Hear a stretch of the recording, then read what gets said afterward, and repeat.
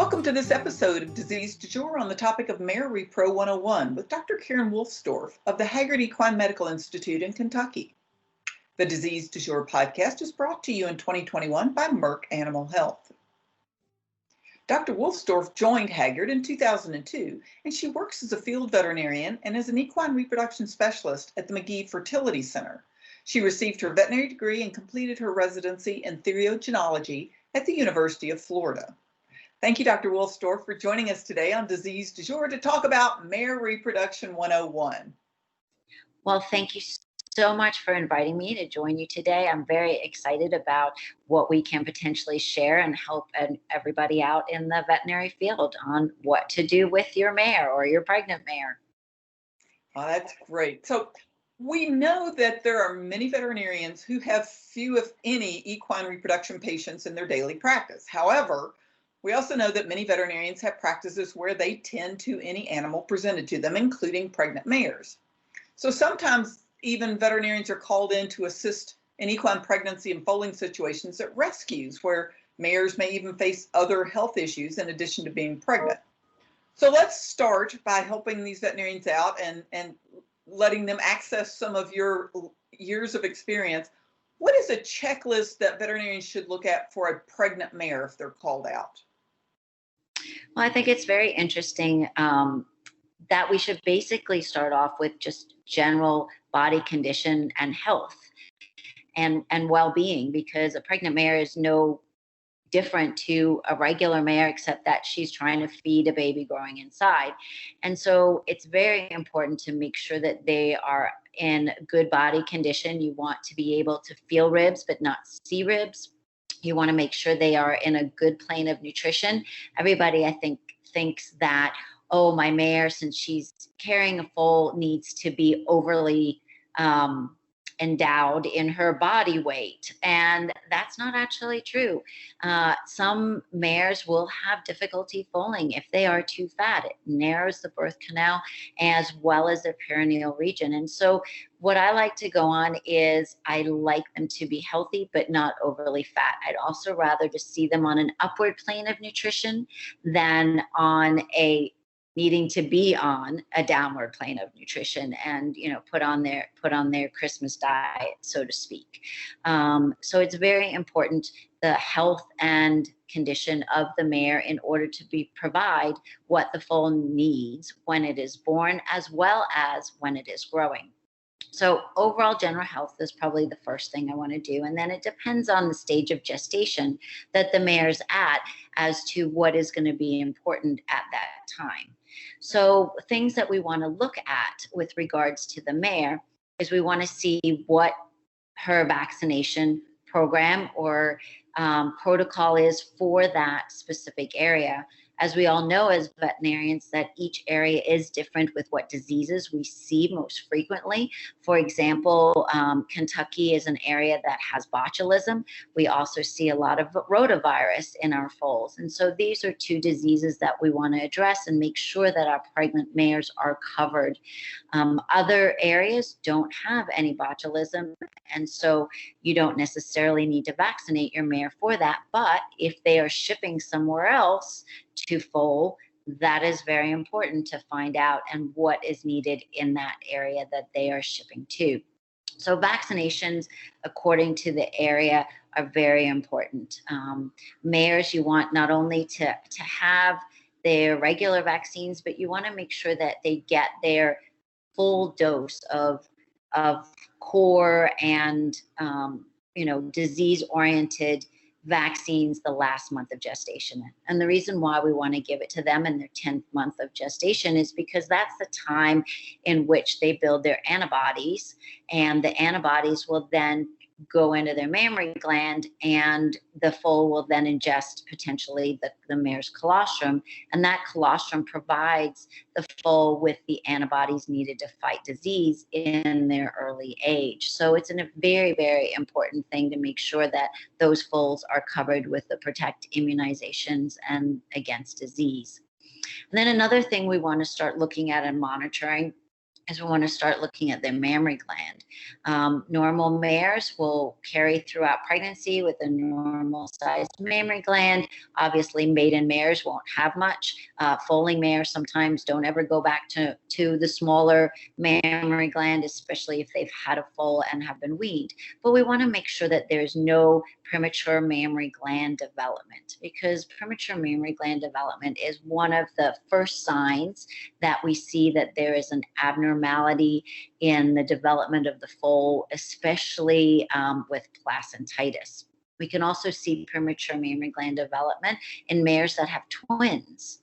And so it's important to try and differentiate and diagnose what may be causing the mammary gland development, and therefore you will be able to treat them appropriately and monitor them appropriately. So that's another thing that we like to look at. The other thing is also vulva. We want to make sure that the vulva has good conformation, that they're not sucking air, that they're not pooling urine, and that there's no abnormal vulva discharge. Because when there's abnormal vulva discharge, most of the time it's coming from the uterus. And again, another sign of abnormalities that can be occurring, such as placentitis, and therefore affecting the developing fetus. So those are kind of the general things that we like to monitor and at least be aware of in our pregnant mares. I think with more recent research and monitoring and ultrasounding of pregnancies, we've identified that we are able to follow the pregnancies and identify problems earlier with ultrasounding. And so some of our farms that have had problems in the past have problem mares, mares that have histories of aborting, older mares, mares that have a very high value. We will go ahead and actually start monitoring those pregnancies at about 6 to 7 months of gestation. And we can monitor them both transrectally, doing ultrasounds, as well as transabdominally, to try and identify any abnormalities that occur early. And so we can obviously treat them appropriately and therefore have the foal go to term, grow better, and have a more normal gestation and foaling. So, Dr. Wolfsdorf, I know a lot of times veterinarians are asked, hey, when is this mare going to be due? And for a veterinarian that hasn't maybe been in on the start of a pregnancy, someone either has adopted a mare or has purchased a mare and she's pregnant and they have their regular veterinarian taking care of her, what are the things that you can help maybe with that owner to get questions to ask about her history from the previous owner, if they can get it, or due dates? You know, what can you help veterinarians for with that? Well, I think that's the $1 million question. And I often wish I had a crystal ball to answer that, because the mare is going to basically foal in a sense when she wants to. We think, or we know, that the normal gestational period can be anywhere from 325 days to 350 or 60 days. So a lot of when a mare is going to foal will depend on her age and the quality of her uterus and the ability to nurture and grow that foal. Now, with regards to if you have a mare that is just bought or is just found pregnant and you're not sure as to how far along she is in gestation, there are a couple of things that you can do. The first thing, obviously, would be to try and find out when the mare was last bred, or when she was at least exposed to a stallion the last time, because a lot of times people will not realize that the mare has actually been bred, or that the stallion had jumped the fence, or that, oh no, they've been brother and sister forever and therefore that won't happen. So it's important to try and ascertain that. The other things that you can do is you can look at the different time periods in gestation, and you can determine if there is equine chorionic gonadotropin left there that's produced by the endometrial cups. And the endometrial cups are present between basically day 35 to day 120 to 150. And so if you pull a blood and they are equine chorionic or gonadotrophin positive, you can at least say that they are within that gestational range.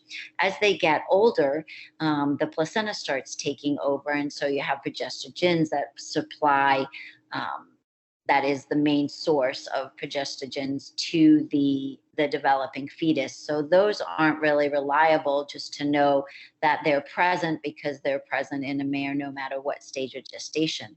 Probably the most concise way of trying to identify a gestational age would be measurements that you can do of the fetus, of the aorta, of the foal, and there are nice charts as to age or stage of gestation and those measurements with regards to those parameters. So it's not always easy, and it's definitely not an exact science at this point in time, and so it's important to try and ascertain, so at least the poor owner is not, up for a month in a row watching for this foal to arrive. As the mare does get closer to gestational completion and the mammary gland development does occur, you can start doing milk electrolytes to ascertain how close the mare is to foaling. And those are very helpful to owners that don't want to stay up every night for long periods. And it can give you a smaller defined window of when potentially that mare is going to foal. Well, those are great tips. So let's change gears here just a little bit and say that you have an owner who has a mare or several mares that they want to breed in their program. They've gotten to that point, and you're going to be taking care of getting them ready to either AI or live cover. What is your checklist for some of these mares and the things the veterinarian needs to do? I think going back again is starting with history. It is so important to ascertain, how many foals has this mare had? Is she a maiden mare? Does she cycle normally? Has she had a history of endometritis? Has she had a history of abortion? Has she had a history of any diseases or any surgeries or C-sections or colic surgery? Because that's always going to give you an idea of where you're going to take your examination and what potentially you're going to do during that examination. So again, I would like to go back and stand back and look at the mare and look at her body condition and where her fat pads are, what her hair coat is going to tell you a lot. Because if she is an older mare with a thick hair coat that has fat pads or a crusty neck, you may be thinking that she has Cushing's disease, and that is definitely going to affect her reproductive cyclicity and fertility. The same with a middle-aged mare or younger mare that has these adipose tissue sites that are enlarged, and she may have insulin resistance. So you want to make sure that they are, again, in generally good body health with no other underlying disease processes that can affect their fertility.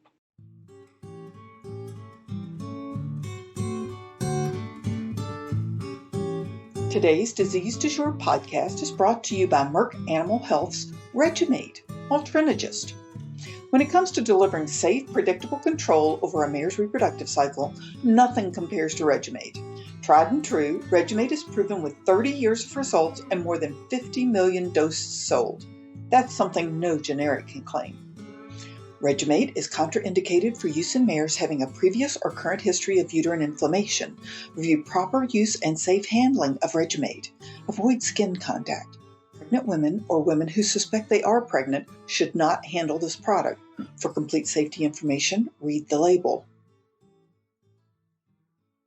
And then after I do that, I like to go to the back of the mare. And I think that everybody sometimes breezes by looking at the back end of the mare, and I certainly see numerous back ends staring at me, which is a good thing. And so you need to be observant of what's going on and look at the vulva conformation and the rectum and see the whole perineal body, because I think one of the easiest solutions to infertility is addressing perineal conformation. And if a mare has her vulva lips that are wide open above the brim of the pelvis, and every time she moves, she sucks poops into her vulva, obviously those are going to have significant effects on the mare's fertility, because we don't want air, we don't want feces, all that will lead to contamination.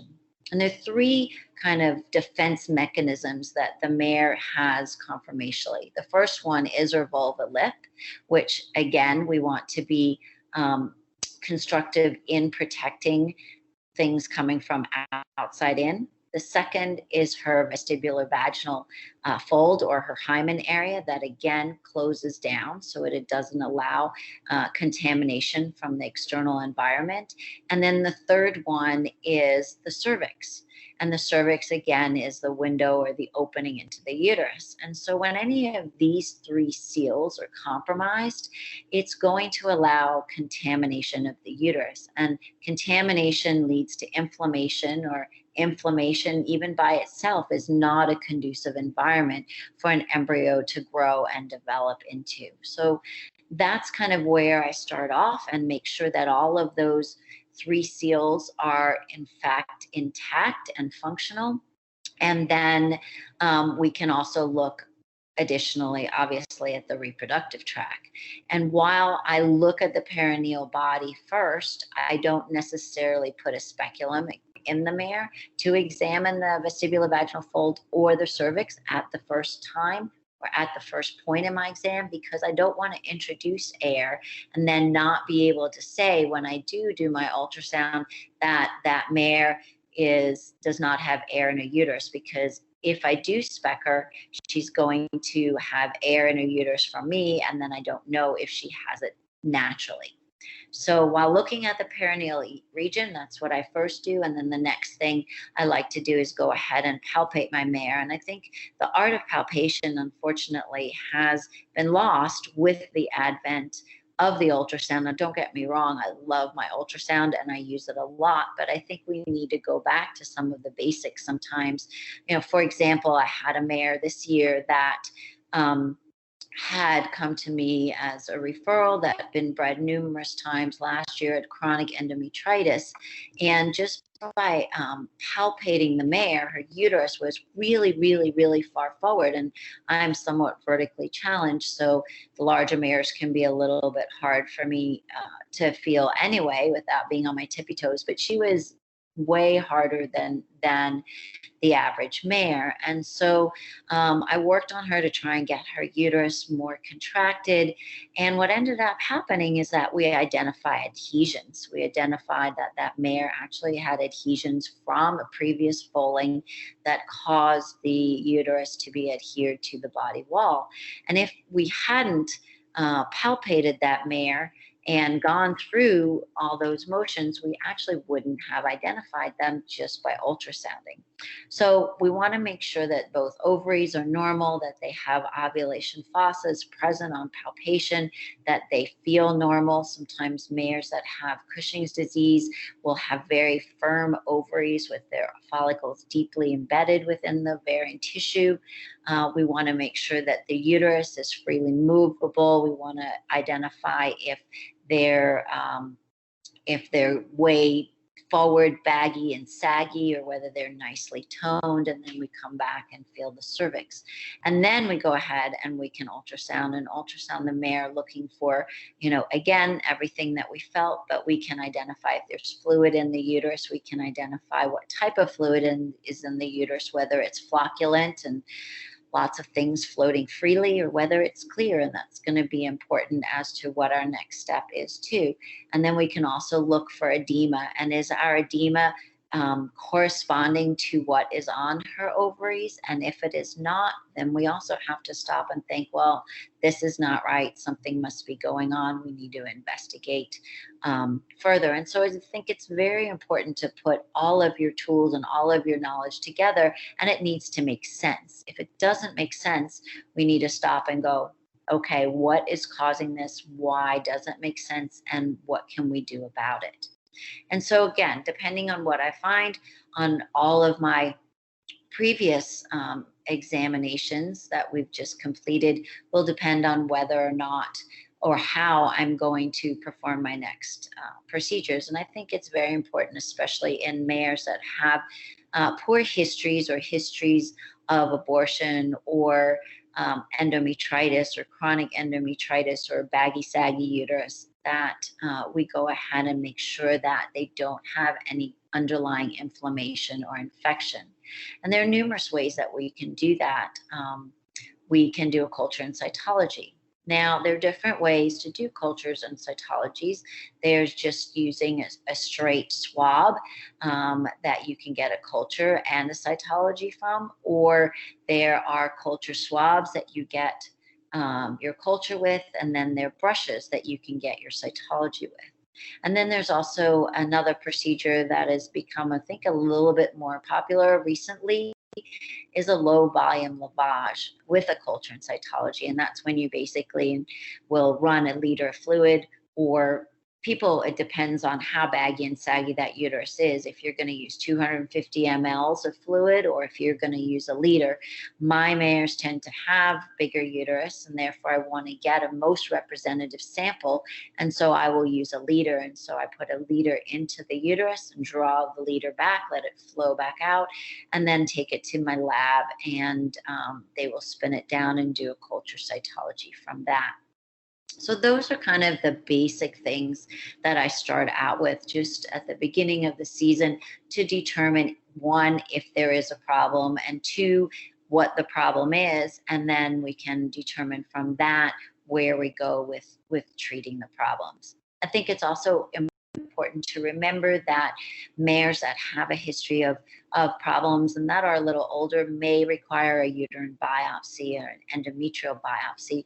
And to be honest, I shied away from them more over the last 4 or 5 years until recently, in which I think that we've always thought that a uterine biopsy gave you a predictive index as to what is the likelihood of that mare carrying a full to term. And indeed it does, but it actually gives you a lot more information than just that predictive index.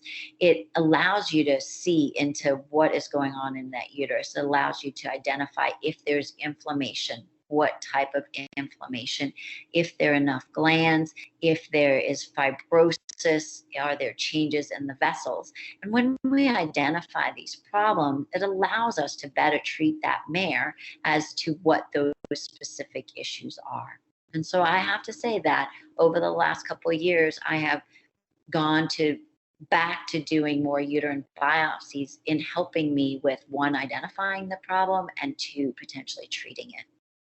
So one of the questions that I often get asked is, so, I've done the basics and I'm not successful with getting this mare pregnant, can you take a look at her? And I think that is a very important point to bring up, is that not everybody has the ability to do some of the further diagnostics.